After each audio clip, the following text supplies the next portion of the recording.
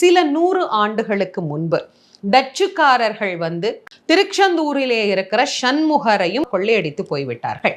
அப்படி கொள்ளையடித்து கொண்டு அவர்கள் தன்னுடைய கப்பல்ல பிரயாணம் செய்து கொண்டிருக்கிற போது சண்முகரை தூக்கிட்டு எல்லை தாண்டி போயிட முடியுமா என்ன? அந்த கடல்ல அவங்களால ஒரு அடி கூட நகரவே முடியல. கடுமையான புயல், காத்து, மழை, என்ன பண்றதுன்னே தெரியல. இதுக்கு மேல அந்த கப்பல் நகராது அப்படின்னு அவர்களுக்குள்ள நடுக்கம். அங்க இருக்கிற நம்முடைய மக்கள் அவங்களுக்கு சொல்றாங்க, இதுக்கு காரணம் நீங்க இப்ப எடுத்து வச்ச இந்த சண்முகர் தான்.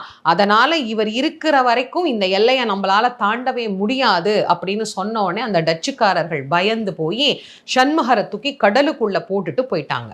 கோவில்ல சண்முகர் இல்லை. சண்முகர் இல்லாம கோயில் எப்படி இருக்கும் நீங்க யோசிச்சு பாருங்க. அங்க தேடி பாக்குறாங்க, வழியே இல்லை கிடைக்கிறதுக்கு.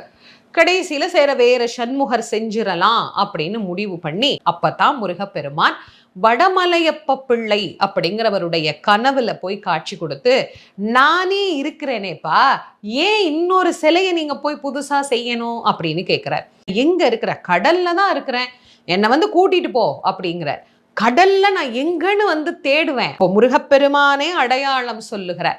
எந்த இடத்துல நான் இருக்கிறேனோ அந்த இடத்துல எலுமிச்சம் பழம் மிதக்கும், மேலே கருடன் வட்டமிடும், அந்த இடத்துல வந்து என்னை நீ தேடிப்பார், உன் கைகளில் நான் கிடைப்பேன் அப்படின்னு சொல்லி அவர் போய் கடல்ல தேடி எடுத்ததுதான் இன்னைக்கு நாம வழிபடக்கூடிய சண்முகர்.